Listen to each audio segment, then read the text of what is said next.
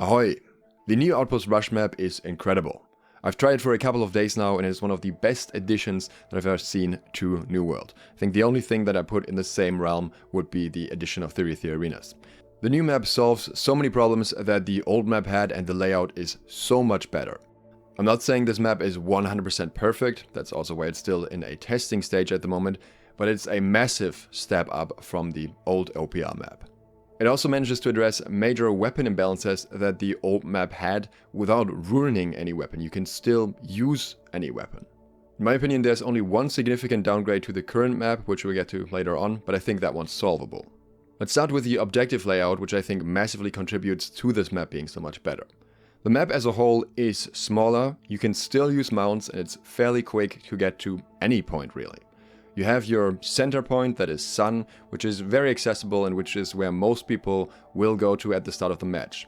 This is the area where you'll mostly see clump fights, and because the main area is inside this building, it's all a bit more sealed off in a way, but you will also constantly have skirmishes at the front door or at the side doors, so there can still be multiple points of conflict at any given moment. Often the fights here almost feel like being in a war, and that makes war builds very effective here as well. You can run your 300 plus con builds and just be bruisers and fight around the point consistently. You'll have healers that sit in the back lines and sometimes inside the building as well, because the area inside the building is actually pretty big, so you can kind of sit towards the back of it as well. And of course you also have your range players, which will typically sit outside the doors or also on the edges inside, but they're not as common here compared to the previous OPR map. There's generally a lot more walls in the way, so some of them prefer to fight more towards the open area where you can also shoot people coming from spawn. In the south you have Moon and Star. Whereas on the previous map, if you connected all 3 points, there would be a straight line between them. It is now a triangle. And that means that the point that's closer to the enemy side is a lot more accessible now than it used to be. That means instead of the point towards your side being the safe spot that will occasionally get backcat but is usually your main base, this is now a highly contested area. How exactly that looks depends entirely on the match. I've seen this being an area that's fought over between 2 to 3 players, and I've also seen this being fought over by groups of 10 people on each side because it was so highly contested.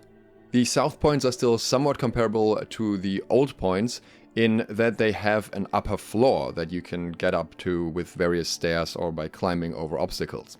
And from there you can obviously shoot down, so this is kind of a prime spot for many range players now. If you enjoyed this video so far, consider subscribing and clicking the bell, and if you'd like to support me further, you can do so on Patreon. Major difference between the old and new map is that all points have 3 doors now. We'll talk about the impact of that a little bit more when we get to building. There are of course still 2 other important objectives. The Baroness is now right underneath the main point under Sun, so you have to drop down into the trenches and then enter a portal underneath. There are 2 portals, one at the north and one at the south, and sandwiched between them is the Baroness Cave. While many Outpost Rush players still don't play for objectives, I found that on average the Baroness was much more contested than on the old map, because you have so many easy ways to get there from all points really, because it's really not that far. But if you're planning to steal the Baroness away, you actually have to go inside the portal and around a corner because there's a wall blocking your direct line of sight otherwise. In the north of the map is the corrupted portal, which lets you summon a brute, but the problem is that the brute AI is currently not really working well on the new map, so most of the time they're just randomly going to really weird places and not really contributing to anything. Apparently they can get really vicious when there's multiple enemy doors nearby, but I haven't seen that yet.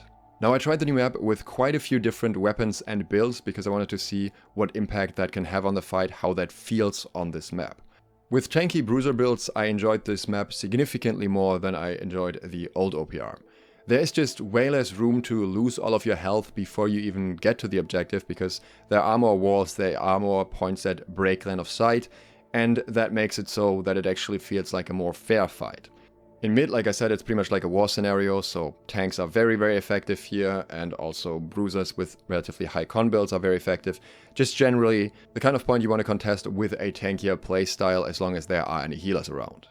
On Star and Moon, the south points, I could definitely still have an impact as a bruiser, but it felt like you either want to commit to full tank here, so you can be an absolute nuisance and hold a point forever, contest a point forever, or you want to go into something that deals a little bit more damage, a bit more of a hybrid build, drop some con. In my case I went for Great Axe and Spear, so you have a better shot to trade in those 1v1 skirmishes too. If the center point feels more like playing wars, then the south points feel a little bit more like 3v3, where those kind of mixed builds shine. With range builds, I found that it depends on your exact build where you fit in. If you're going for a really classic war mage build, for example, with a meteor shower included and all the kind of AoE stuff that you want for that kind of build, then you actually work very well on the midpoints. You can see people still racking up insane amounts of damage there as mages, so that is one way to play and that works. But there are limitations, like I said, there are more walls, there are more slopes, which can sometimes give you an advantage, but often also give you a disadvantage when it comes to aiming properly if you're at the bottom of the slope. So really a give and take in that regard, and not quite the open field that you had in the old OPR.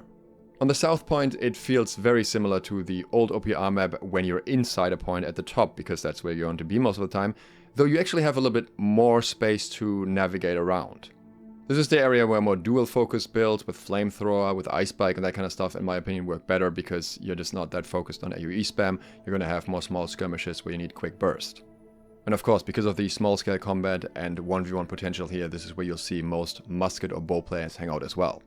I don't play healer, so I'm not going to say much about that, but what I do want to point out is that I noticed that sometimes line of sight is a bit more of a struggle, especially in midpoint, if you're trying to heal from the outside. I've seen most of the more competent healers look to play inside the point, inside the walls, so they can effectively heal and also get peel if they need. As long as you're playing inside of point, line of sight is not really an issue, unless of course the people you're healing are running out. Following the same logic as the other roles, it seems that most AoE splash healers tend to stick around the center point, whereas more single target focused healers tend to go down south. But there's of course also my least favorite but omnipresent role, Bob the Builder. Now PvE in OPR has been made more difficult in quite a few ways, but it's still very much effective. The first thing I want to mention are the bridges. There are 4 of them on the map, 2 on your side and 2 on the enemy side, and they are fairly expensive to build, 100 wood and 100 metal. As far as I can tell, they can only be built from the side of your base, and you can't go back up towards your base when you've left that area, unless there's a way that I haven't found yet. But that means that it's actually quite a hassle to build the bridge if you're actually trying to get the resources for it, since you have to jump down first and then go all the way up north to even be able to go back into base. In return, you get a bridge that very minimally decreases your travel time and also can be destroyed. I think specifically targeting the bridge feels not worth it, and the same thing applies for the portals up north as well. You hardly ever need to go there in the first place. The mobs are distributed differently from the old map as well. The Angry Earth are towards the south, which are in my opinion more annoying to farm because you have the shield guys and you have the archers, whereas the wolves are in the north. And that is kind of a problem because with them being in the north, they're very far away from the south bases, but you need to bring the leather from the wolves specifically south to build the protection walls at those buildings, which again are already more contested than they used to be. And that makes it feel like it is maybe just too much of a chore to do that in the first place. What I mainly saw people do is just build a lot of doors because the resources for that are nearby. And you now have 3 doors to deal with, so that's somewhat slowed down as well. But once you've built up those doors, Doorpr is still in full effect. They're still just as effective as they have always been, because repairing is just insanely strong. But with every upgrade, it's also worth keeping in mind that the points are much easier to contest, so even if you build something there, it's at much higher risk of being taken away by the enemy team, unless you have a group of people that is consistently defending it. Compared to the old map, you will way more commonly run into a situation where you may have farmed some resources, but then your point, quote-unquote, the one that is closest to your base, just gets taken by the enemy team, and you stood there with all of those resources and you can't really do anything with them, and you can't risk dying either. So that is a situation where you get very stuck, especially if you're just trying to solo PvE. For this to happen on the old map, the enemy team would usually have to snowball more. Siege weapons also still exist, but I found that with the new layout they seem somewhat limited in their capabilities because they really don't reach much of an angle to shoot players from most of the time. So as you can tell, the general impact of PvE feels lower, and also in terms of score it seems to contribute less.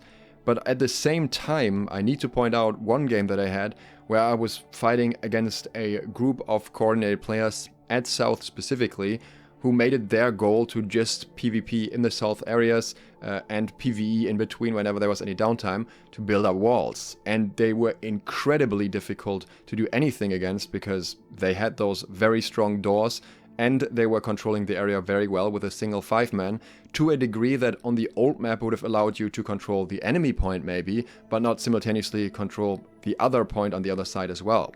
Once they had the doors upgraded, it felt almost impossible to compete against them.